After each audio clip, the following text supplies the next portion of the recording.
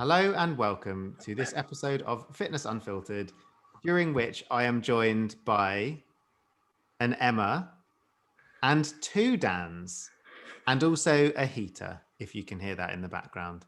It's very cold. What's the heater's name? What is the heater's name, Dan? Officially Dyson, but Dan's got a heater and a new washing machine. Dan's all about the Mr. Moneybags. I'm sorry, humble brag and all that. material possessions. Yeah, dollar bill, y'all. Pennies over people, That's the one. as they say. Anyway, we are very delighted to be joined today by another very special guest who's here. We're going to be talking a lot about online coaching, which is something that I don't really know very much about. And that is the wonderful and excellent Dan Smith. Hello, Dan. How are you? Hey Mike. Hey Emma, and the other Dan. Team Dan, all the way. Come Team on. Dan. Let's go. And- It's gonna and- get confusing. And sorry, Dan, how are you? Oh, sorry. I'm really good actually. I'm not going to say I'm fine. Am I supposed to say I'm fine? Yes. Sorry, do it again. Dan, how are you? I'm fine. And other Dan, how are you? I'm also quite fine. Emma? I'm fine. I'm not sure how I would feel if we were on a podcast with someone called Mike and you called me other Mike. So I'm just going to apologize for calling you other Dan. That wasn't kind. So we're really excited to have Dan here. Dan is an online coach and also does a lot of work with online coaches about online coaching, which is a bit of inception there for you.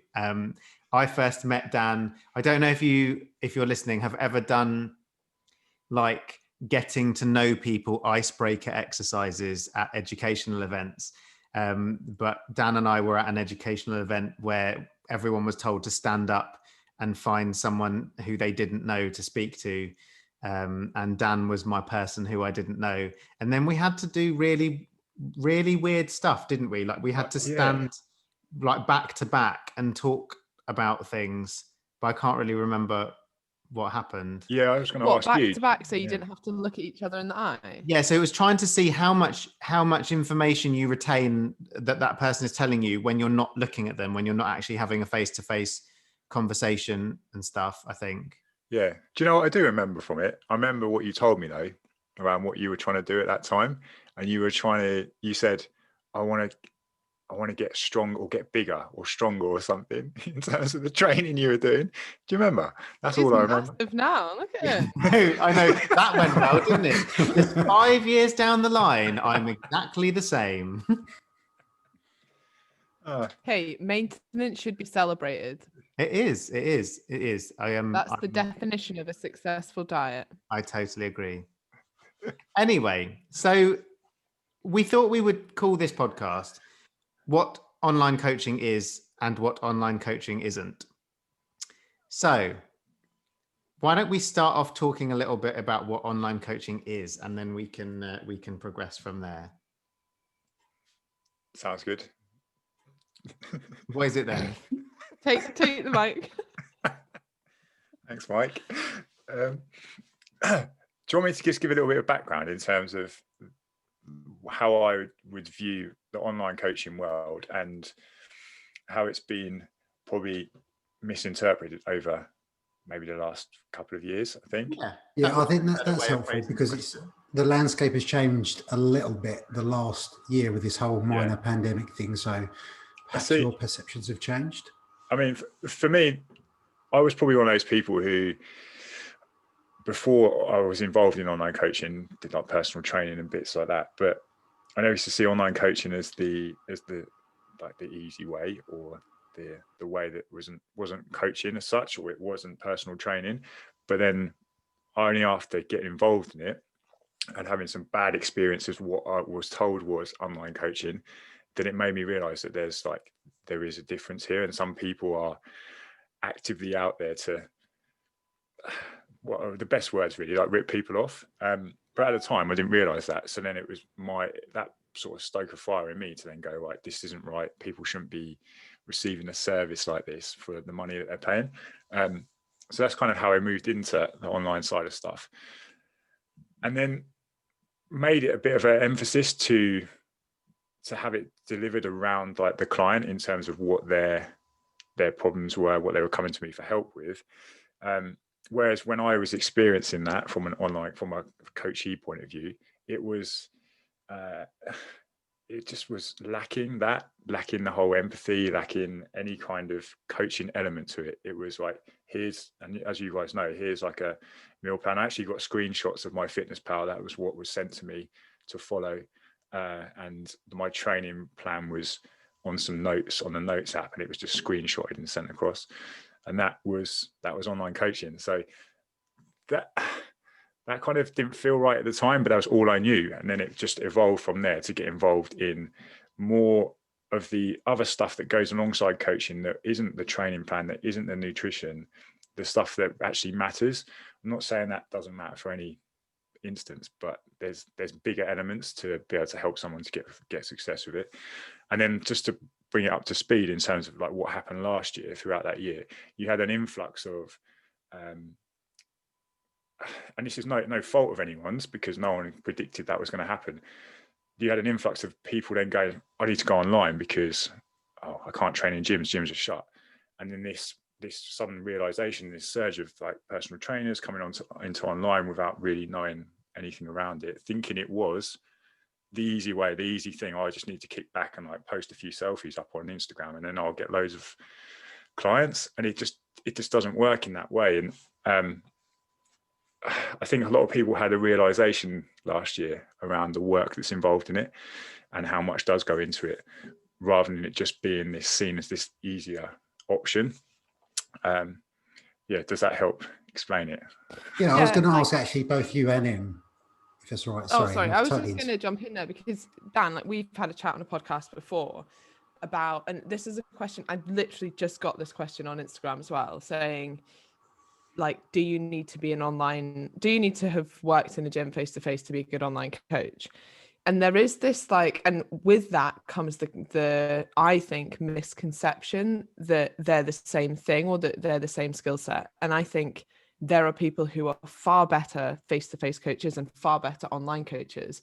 Just because you're really good face-to-face doesn't mean you'll be good online. Just because you're good online doesn't mean you'll be good face-to-face. And there are certainly people that are better suited to either. Like, for example, I am a far better online coach than I am a face-to-face coach. I do both. I enjoy both. Well, I do both before the pandemic, but like, I'm significantly better online because of the way I coach and because of the way I deliver information. Whereas some people are way better face-to-face, and do you know what? They're not very good online coaches, even if they have got great knowledge. And I think there needs to be like the realization that they're quite distinctly different things. Yeah. But that's where I think that disconnect comes with people. I think partly maybe stems from the bodybuilding community, in terms of, I'm not putting the blame on that at all, but it's just saying that they're very regimented in terms of, like, this is a plan, just go and follow it, and you could go back years, and that's what they were doing. And then so people then thinking like personal trainers going into the online side of things, because they maybe had an experience of that, would go, okay, but that's what I need to do, just to provide this. And like you just said, I know when I spoke with you on that interview we did, that this came up on there as well, around it is completely different to an extent anyway, but it is like two different things, like the online coaching world.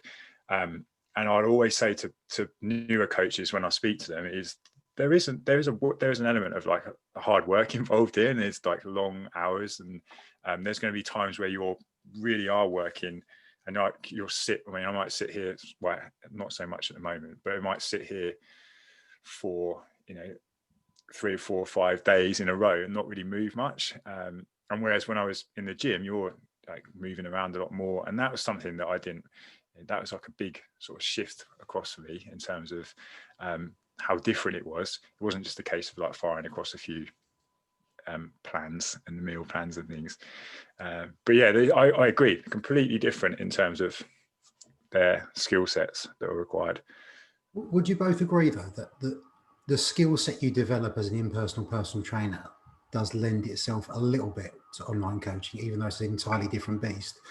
I think, like, if you're a personal trainer, because it's almost like two different titles, because a personal trainer, this is just my perception of it, is something that's a bit more instructionally led. because you are dealing with people that they don't have any kinesthetic awareness. They don't really know what they're doing from an instructional standpoint. So in that instance, an online coach wouldn't necessarily be the most appropriate person for them. But the skills you develop as a personal trainer, I'm not saying that lends itself to being an awesome online coach, but some of those communication skills, for example, does transfer, which is possibly you don't get as much transfer the other way. Yeah, I think it's difficult, and this is my personal opinion, it's difficult to coach online for someone who's completely new. I think and that's where I would see, and I've said in the past to people, you need to go see a personal trainer. That's your best option here. Like, go and work with them 6-12 months, and then if you want to come back and speak to me, then fair enough. But I see it from that point of view. And I do get that from the communication side of things, definitely that transference over of skills. But there's also, let's be real, there are terrible personal trainers and really, really good ones. And there are freaking terrible online coaches and really, really good ones as well. So you're always going to get it, unfortunately. But I'm hoping. Yeah, I think it often depends on, like, obviously the client and their goals as well. Like, realistically, if your goal is body composition, I think you're better off spending your money on an online coach.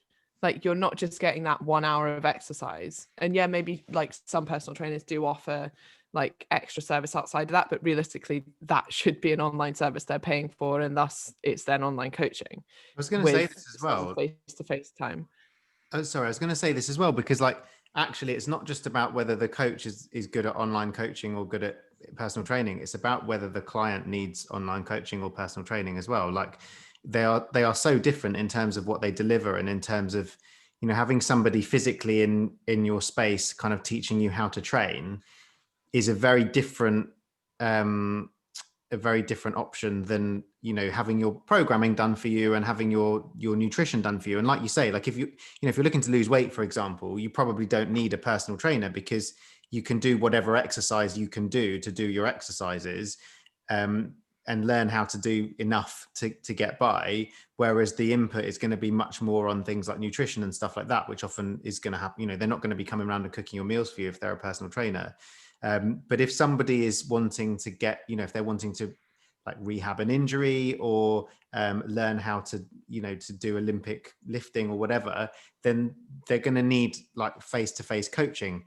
And I guess like that's also expectations versus reality is also important from the client perspective as well. Because I think it's what I've seen just from people, obviously I've not done online coaching, but I've seen a lot of, you know, I know a lot of people who are online coaches and things. And what I often find is the biggest sort of disconnect is that expectation versus reality, like what they expect from their online coach versus what is actually being delivered. Like, you know, the boundaries, the ground rules, all of those sorts of things. And it kind of seems to be a big source of like contention. What do you think about that?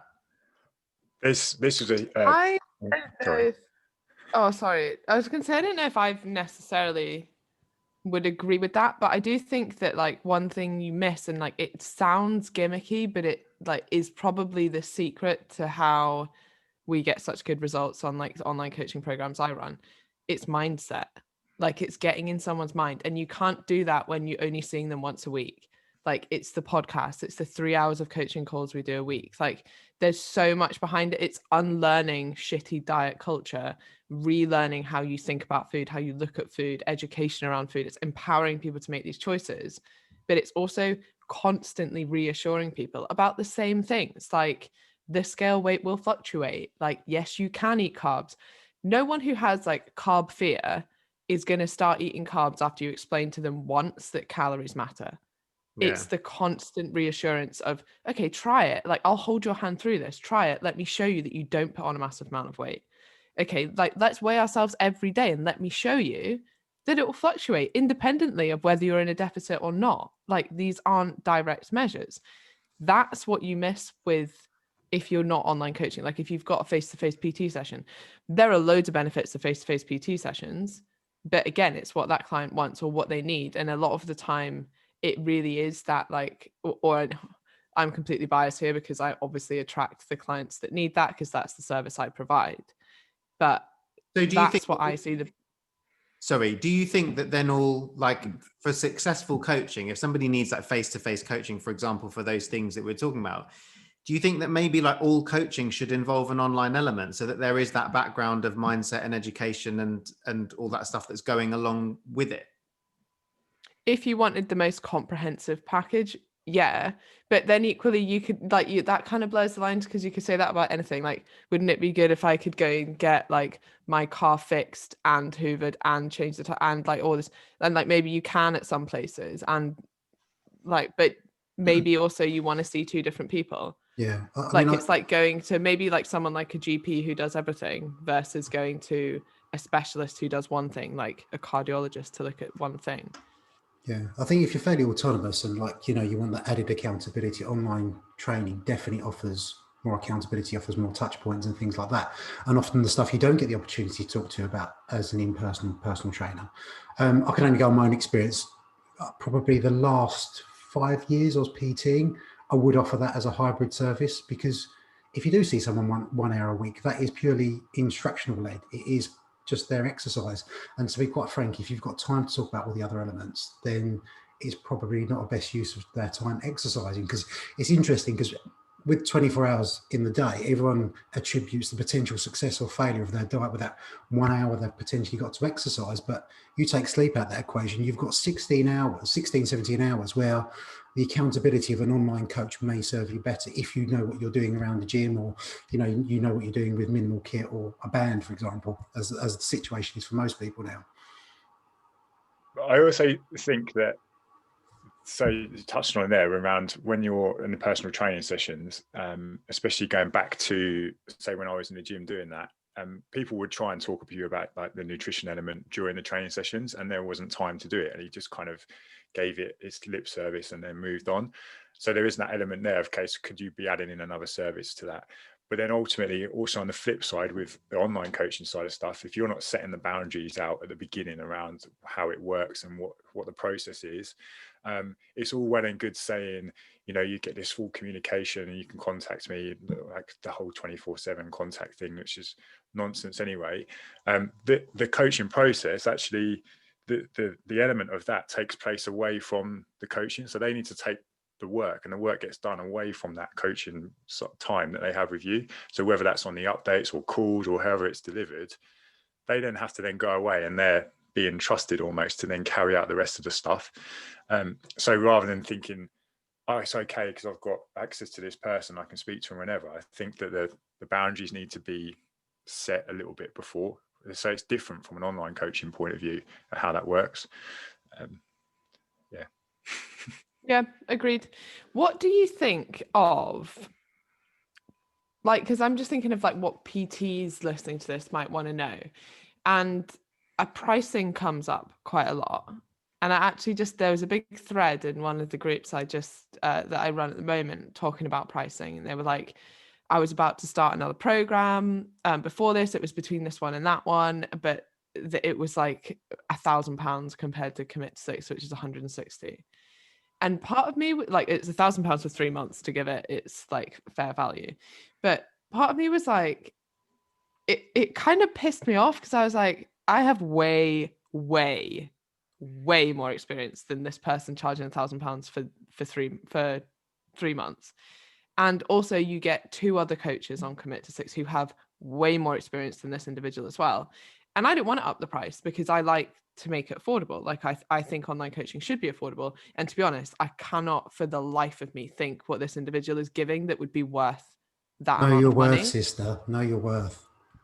I don't even think it's that though. It's like, sometimes it just makes me feel quite uncomfortable. I'm like, when I see what some people are charging, No, I'm I like, am teasing. what could you possibly be giving? And also, bit cocky to think your time is even worth that. Like, anyway, but my point is, like, what sort of pricing, like, when you, because I know that you offer advice to coaches, what do you normally offer them in terms of advice around pricing?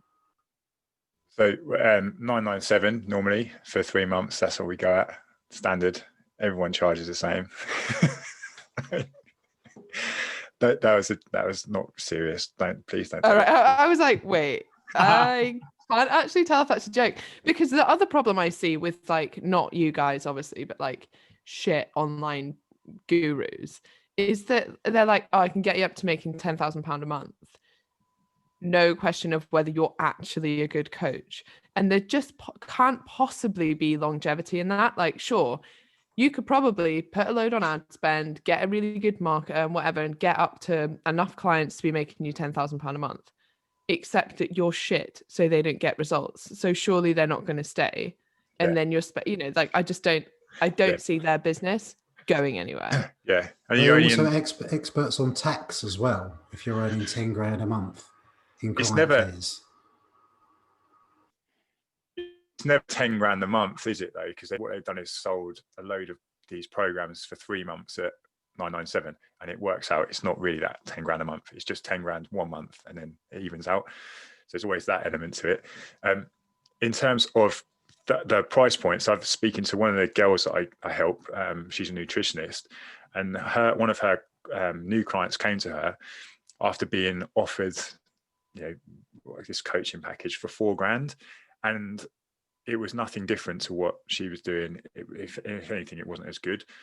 But the reason I bring this up is because she then talked to the lady who I'm helping, and was almost like shocked in terms of how low it was compared to what this person was offering at 4 grand.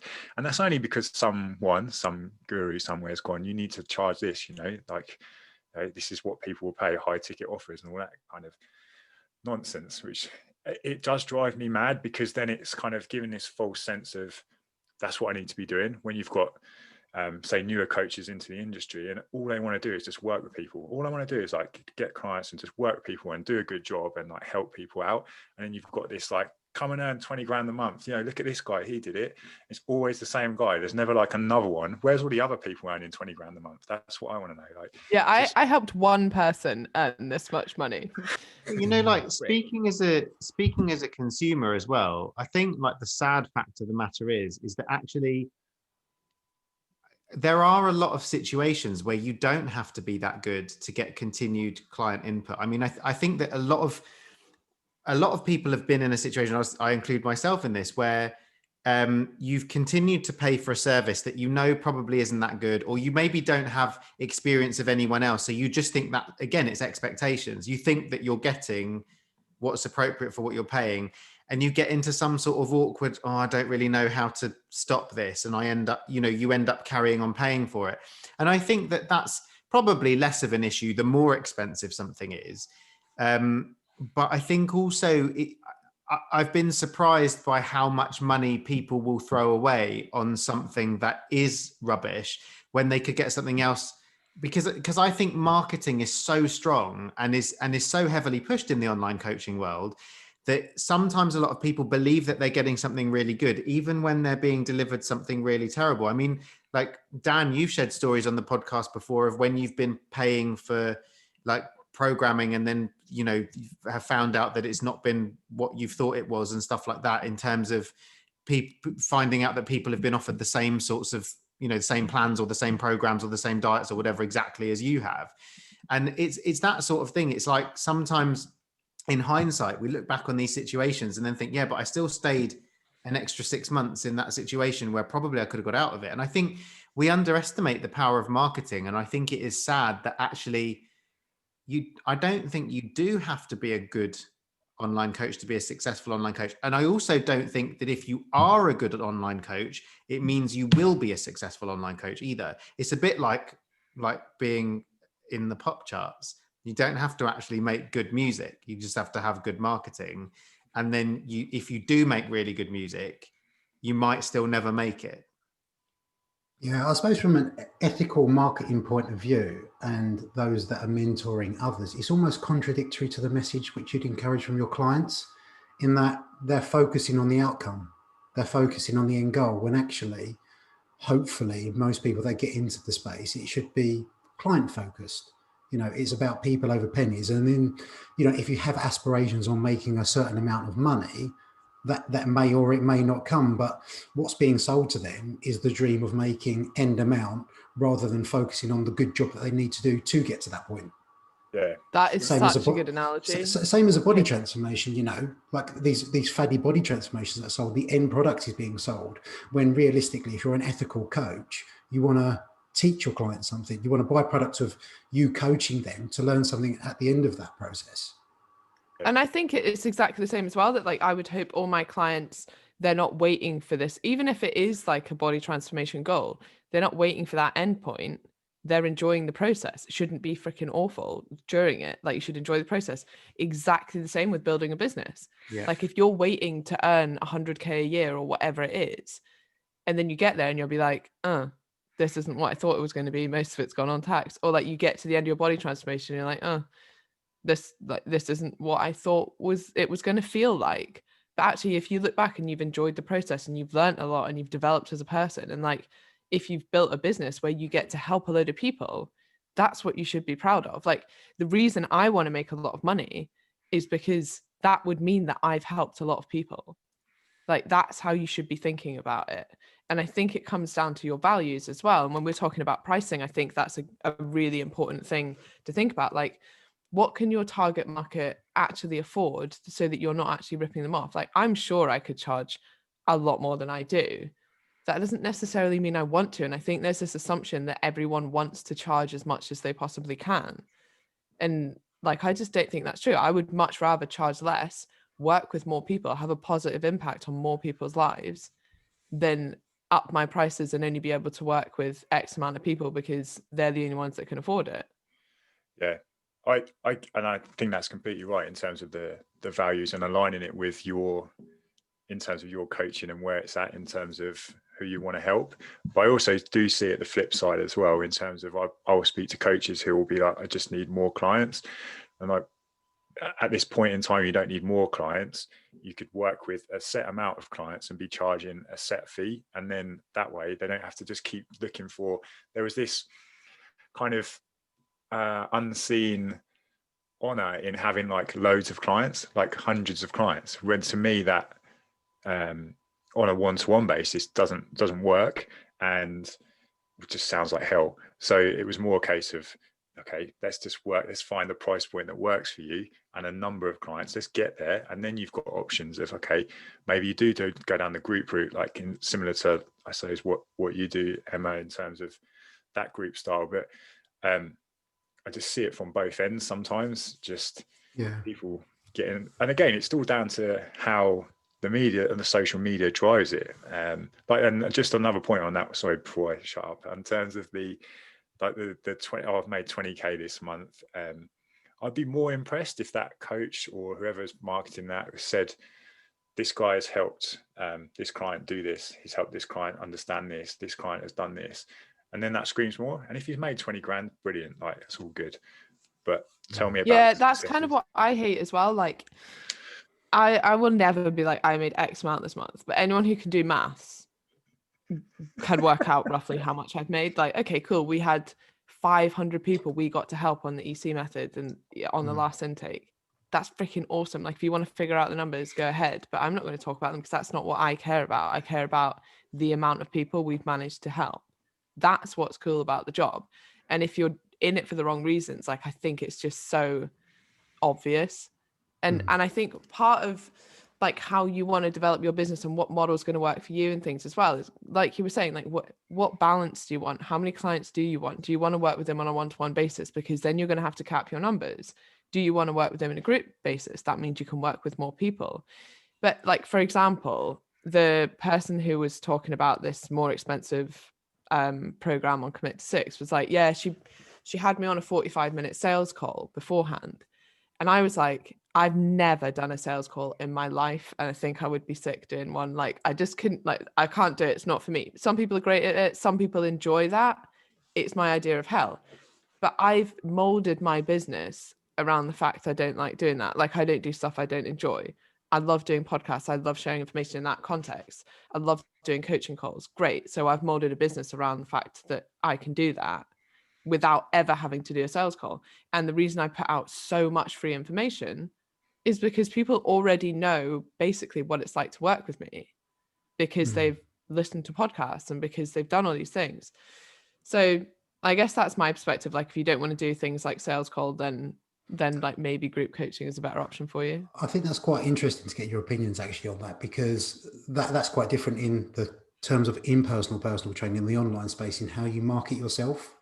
Because in theory, if you're in a busy gym environment, you are indirectly, whether you're conscious of it or not, you are marketing your services. You're showing how approachable you are. You're showing your communication skills. And as a byproduct, you're showing what results you can get your client. Online space is totally different in how you communicate that. So you're exactly right, Em. It's what value you're putting out and how you are indirectly selling to people, even if it's not on sales calls. Because I think, and certainly as someone that spent most of their career predominantly coaching in person, I did find that transition difficult because, and I don't mean that as a brag, but like conscious targeted marketing has never been a thing for me, because it's always been people in the gym or people I've just happy to have a conversation with, or I've just checked in even without the intent in selling to them. And it's almost that stuff that doesn't require any effort, that's sold services. Whereas the online space is a totally different landscape for that. Yeah, but on that as well, in terms of, like, let's say if you call it a sales call or the consultation calls or calls to get people involved, if you are putting out content like you do, Emma, in terms of like there's just so much of it out there, even if you were to say have a change of heart and you're like, well, I'm going to do sales calls or calls, they wouldn't be sales calls. You just have a chat with someone. They know so much around how you operate in your business. They would just be like, well, I'm doing it, sign me up. And that's what, from any new coaches who listen to this, do you want to be thinking about that when you do put content out there? Because when you have those calls, it wants to be like a conversation, just an easy conversation. And then they're like, cool, yeah, what do we do? Let's go with it. It doesn't want to be pressured and like, okay, trying to like dig into people's pain points and like really push them and like really wind people up. And then it's like hard sell. It's not, I know it happens, but I just find it so cringy. It's horrible. Yeah, I absolutely hate hearing stuff like that when they're like, and this is marketing advice given by like some of the top like online coach guru type people, that like find someone's pain point, find what they really struggle with, and then offer them a solution. It's like, do you even have a solution for that? Yeah, I Like, think it's so like, talk about unethical marketing, like that's what it is. well, let's explore that. And I was going to actually ask Mike from a consumer point of view. Obviously, Mike is only one person. We might think of him as many, but from his perspective, I mean, when you see that people that you might potentially work with using the end product, whether that's a body transformation, whether that's selling a certain amount or making a certain amount, who would you rather work with? And that's not me putting words in your mouth, just from a consumer point of view, what do you look out for? Because you do have an online coach, so you're in a good position to talk about this, I think. Yeah. So, I think what's so interesting about the answer to that question is that I know what I think is the answer to it. And the answer is exactly what you guys are talking about. The answer is it feeling cringy when people are selling to you, it feeling cringy when it seems like it's a business transaction. What you want is somebody who you relate to, who you respect, who you think you would work well with, et cetera, et cetera, et cetera. In reality, what I have found happen, and I speak not just about myself and not with huge experience for myself, but with other people, is that sometimes when you're approached by somebody who's selling to you, you find it so awkward that you don't know how to say no to it. And you almost feel like, oh, now I feel like I've got to go with that person because they said this. And it's just really awkward because now you're not just not calling someone up and asking them to work with them. You're actually saying to someone, no, thanks, I don't want to work with you. And I was thinking about this, like it happens with a lot of different services and stuff. Like, you know, when you're already, it's so difficult to make that decision to stop working with somebody as well, even when you don't think that it's working. It is funny because I get what you're saying and I see it from clients, because whenever someone leaves me, they're like, oh, I just think that like now I want to, you know, and like, by the way, this is in an email usually, and I'm like, that's absolutely fine. Like, and I think ridiculous. knowing as well that like, I mean, I've got more than enough clients. And like, if you're ready to leave, I only want to work with someone that wants to work with me. Like, if you're ready to leave, that's great. Like, you got hopefully a lot out of the period of time, whether that was 2 months or 2 years that we worked together. Well, sometimes it's you've done a good job and they, you know, they feel confident and happy enough. You know, I can quantify my intake roughly. I know how to moderate my exercise. Actually, do you know what? I just want a trial period on my own. It is difficult though, because it is personal, isn't it? It isn't, you know, it's not a product that you're then sending back to Amazon. It is, But I don't want that I anymore. get that, but I think like if any PT is listening as well, because I get so much repeat cut, like people who come and go, and there'll be periods of time in their life where maybe it's financial, or maybe it's just like, well, I'm gonna have a bit of time to see how I do on my own, but maybe I'll come back later, or I've got a new goal starting whenever, like maybe I'll come back for that. Like they come back, like so often I get the same clients who spend like 6 months with me and then they do a couple of months and they come back, or they realize that it's not that they can't do it on their own, it's just that they like coaching, like they like to have a coach, so they come back. And I think as long as you leave that door open and you're like, oh, it's been great working with you, I hope you got a lot from working together, and you're always welcome back. And I think that I think like I would Saying definitely it's a good say, thing, but ultimately, I'm afraid. oh no, we crossed lines because you Sorry. froze, so I didn't realize you were speaking. I'm sorry, carry on. That's all right. No, I'm just saying it should be seen as a good thing when clients leave, ultimately, unless they, if they're leaving for bad reasons and you need to sort your coaching out, that's not good. But they're leaving because they're, other reasons, then that's a good thing. When I'm with some of the coaches I help out, it's like they have this freaking out around, this client's leaving me. I'm like, well, are they leaving you for what reasons? Oh, because they're happy with everything we've done. I'm like, that's freaking awesome. Like, let them go and get on with stuff. It's a good thing. Sorry, Mike.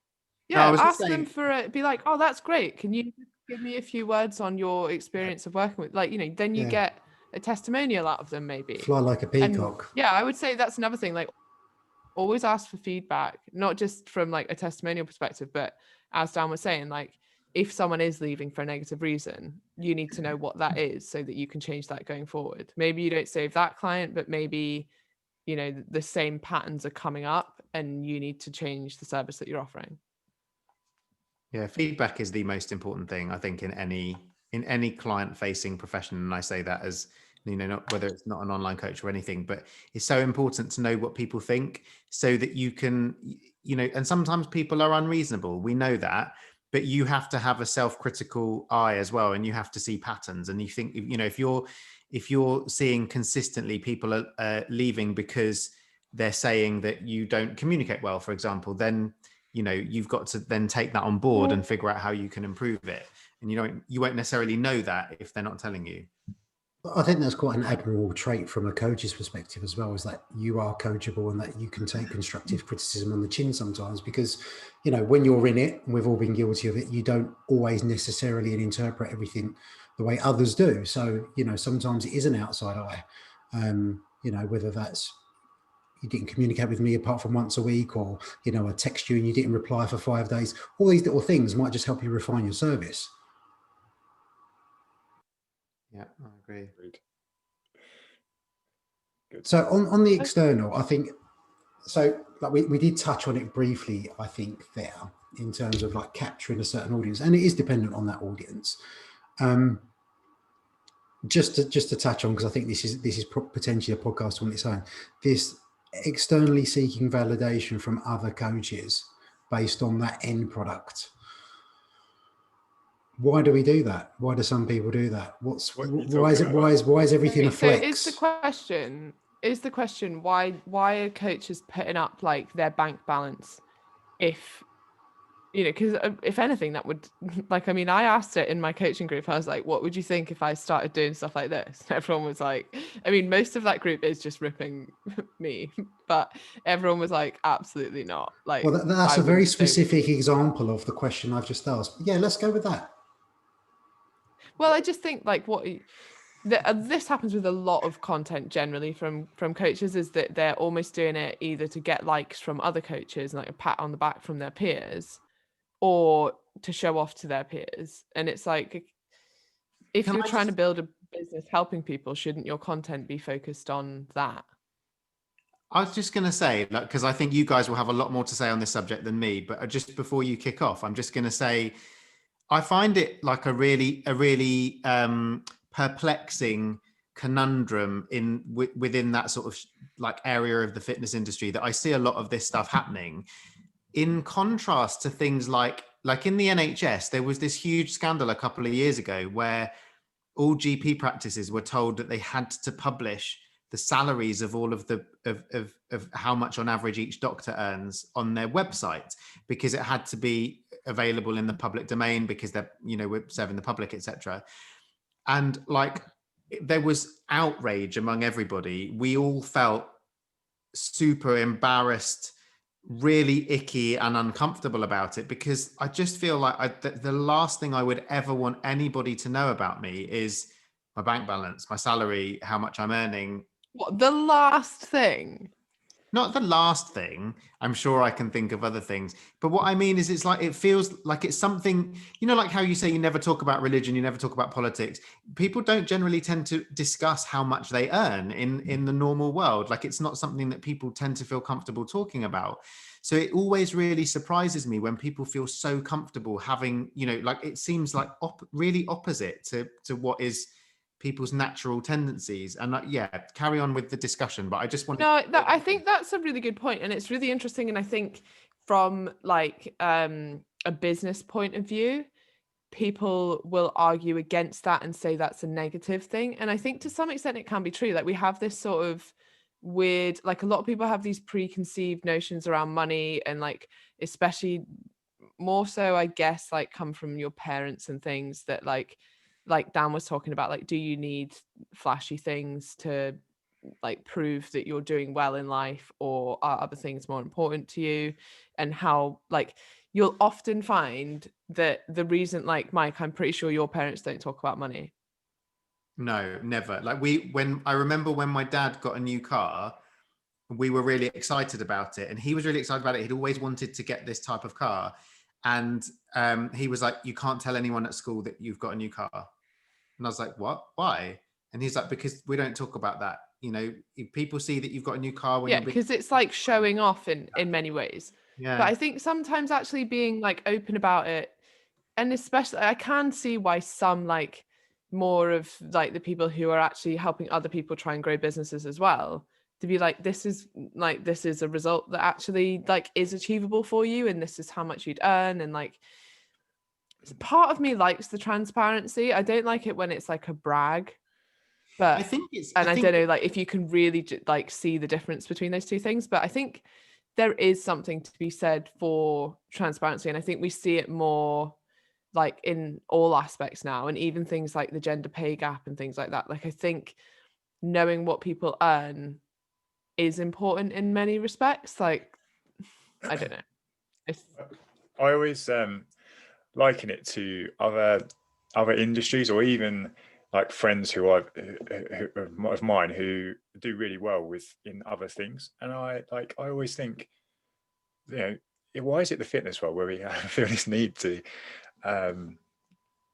put this out there and try and show it off, whereas these guys are doing extremely well in whatever they're doing, and they're like, the last thing they're going to do is just pander it around on social media, because it's not what you would do. Like, everyone knows that they're doing well, and that's fine. It's just, that's, for me, is that kind of that niggly thing that I think I get why you might do that, but then also it also screams some form of insecurities and things like that. But also from one of the guys who I met in the gym once, he'd worked with someone off the back of them, doing that kind of stuff, like flashing around the bank balances and the nice things, but then didn't get any success from it. And I said, well, why did you do it? Well, it was just because I wanted that lifestyle. I wanted to be like that. I saw that, and I was in a point of desperation. That was what I wanted to do. And it's not turned out any different for you, but I don't know, maybe it works for some people, right? I think part of it comes down to what I find funny about that is, like, sometimes they're showing it, especially if they're a business coach, and they're like, oh, this is how much I'm making from scamming you. And it's like, no one can see it. It's like, look how much I've made from like all these coaches I'm helping, because I charge you all $5,000 like to work with me. I think it comes down to intent as well, doesn't it? It comes down to intent. So, like, for example, what you were saying, Mike, in terms of informing the public, like using the BBC as an example, like, that is a publicly owned company, so they need that element of transparency as part of a legislative thing. And M's example with the transparency there is in making people aware of what the potential earnings could be from a point in, look, let's talk about equality because everyone needs to be paid the same. That's different to look at what you could do. And if you're not earning 10 grand a month, you're failing, basically. because that's some people's interpretation of it, I think. You've quit and get another job. Yeah, basically you're not trying hard enough, or something you're doing is not working. This career choice isn't for you. So I think intent is an important message behind that, and that's why I was questioning the motive side of it. And it's is it in promotion of something, so you can hopefully offer some people some hope, some inspiration about what they could make of their lives, or is it this is what I've got because for no other reason? So we'll use different forecasts like projection spreadsheets as well to actually like plug stuff in, so you can actually give a tangible look in, rather than just going, what am I going to make? Why have I frozen again? Oh no. Rather than just going, am I back? This is what you could make. We can actually show it, okay, this is what month by month we could be looking at. If you had this amount of clients, we can then build out all of the separate things, different products, and show people that, rather than it being, I just need to make this magical 10 grand. Why is it 10 grand anyway? With the tax thing, you're better off earning maybe 7 grand. Otherwise, 10 grand's more of a ball ache, to be honest. Yeah, I think that's ironic. It's like, no, you either want to be miles over the VAT or under it. Like, you don't really, like, 100 grand a year is not actually, I mean, well, what would that be? 120 potentially. Like, it's actually not a great place to be sitting, to be honest. But also, does it create the illusion that that's the norm? That should be, and I'm thinking aspiring PTs that are coming into industry, bearing in mind the reality of, okay, things are different at the moment, but the average PT's career span is 18 months. And, if they might be coming in at 15 grand a year, does it create this illusion that you stick at it long enough, you will earn 120 grand a year? I don't think it does, because that's not possible for the majority. That's like the minority. Yeah. It's hard, isn't it? Because you don't want to say it's not possible, but there's ways of doing it as well. And I think it's not offshore bank accounts. I don't want to hear it. Not for today, Dan. No, I just think it's important to show that there is an element of that is possible, but there's work involved in it. And I think there's that disconnect with people thinking there is no work involved, and it is easy. Same with anything. You still got to have that, build that trust, build that relationships with the people you want to work with, and try and then push that forwards. And I think sometimes in doing this, people think they can shortcut it and just go straight, okay, I'm just doing it now. And in terms, I think, like aspirational PTs at the moment, if they are having to adapt things to how they're working, a lot of them might be delivering Zoom calls, for example. What services, in your opinions, could they be adding into creating almost like a hybrid structure now? So, no one really knows when the end of the pandemic is, but they could potentially carry over into PT when they do in person, and an added value or bolt on to that service. You asked me a question. Sorry, was that not a clear question? Sorry, there was lots of words there. I understood the question, Dan. I think I got it in terms of what could people be offering, or personal trainers, in terms of what they could be doing now to add support. So they might be doing those Zoom calls, but how could they facilitate that service now, add something extra in that they could then carry on post-pandemic? Yeah, so I've probably been quite public in my, I don't have a hatred for Zoom PT, but I do have a dislike for it being called online coaching, because it's not. So that's my kind of difference in it. I think Zoom PT is great to serve a purpose. I just think, and I hope that when we can get back to some normality, then you'd like to think you'd go back to more face-to-face stuff. It's not that I don't see there's a place for it, because some people might want to still carry that on.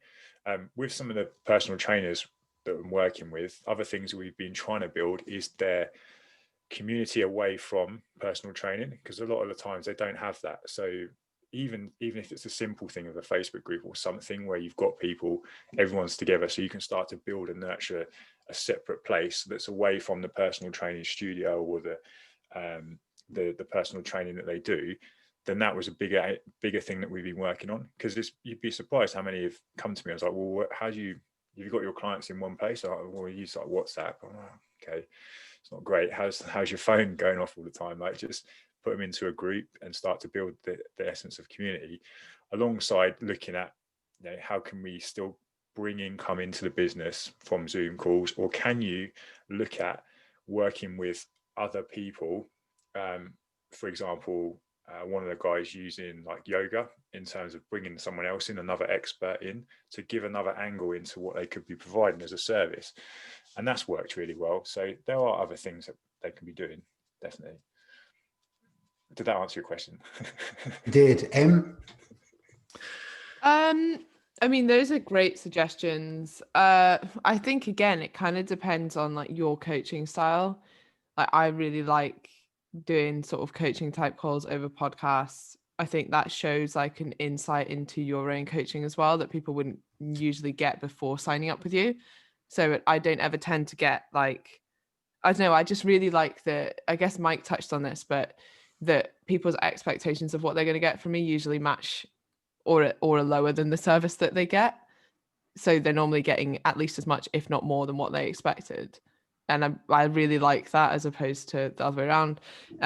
I just think now is a great time, if you're a personal trainer, to just develop loads of skills as well. Like, yeah, there are certain things you can add on to your business. And if you've never done online coaching, then like, you know, the boring stuff, learning how to use the apps or which app you might want to use, or like how you're going to program, how you're going to book in calls, like just streamlining things a little bit.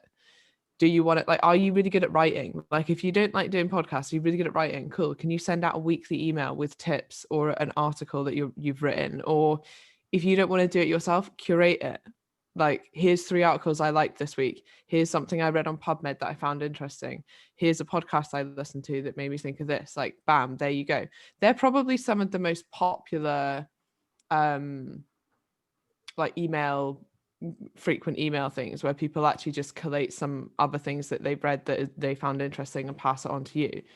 So you don't have to, like, use your strength, I guess is what I'm saying. Like, if you're good at writing, do that. If you like videos, do that. If you want to do a podcast, great. If you don't want to do any, collate some stuff so that you're offering your clients something. Like, here's a great podcast I listened to, and 3 tips from me this week, and an article that I wrote or someone else wrote that I think's brilliant.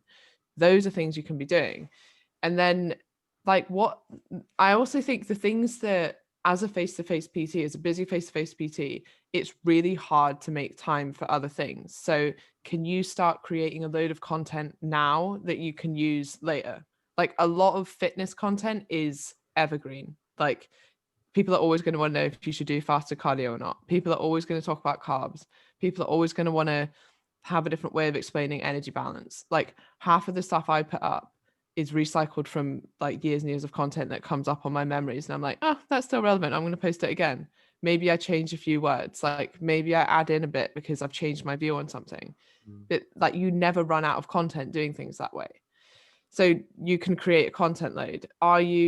Is now a time? Like, so many people joined EIQ, and I think that's amazing. Like, now's a time where maybe you've got more time to invest in your education and better your coaching service.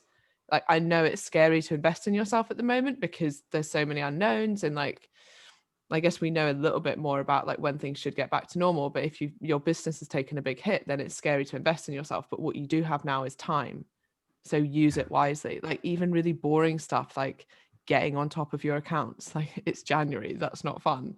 But can you get all that in place now so that when we do go back to normal and you are mega busy, because I'm sure you will be, then you've had all that taken care of, or you've got better systems in place so that you're not having to do your accounts all the time. Actually, now you've figured out a better system, and it took you a couple of hours to do that, which you wouldn't have had time at other points. Like, I think just thinking ahead and seeing how you can make the most out of the situation that you're in at the moment. And if that means you have more time at the moment, make sure that you're using it wisely.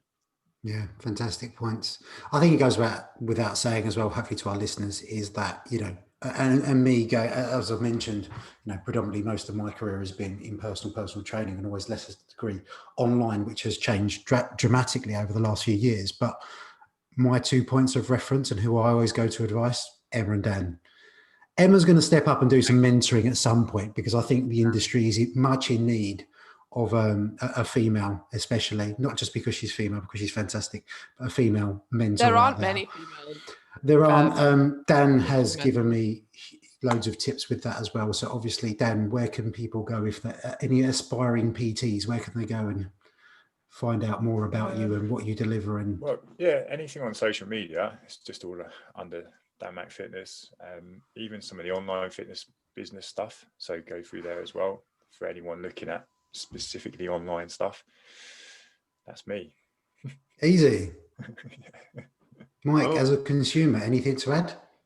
No, I just feel very left out that Dan and Emma are the only people that. Oh, I was gonna throw in any, no disrespect. I mean, but you know, Best doctor out there.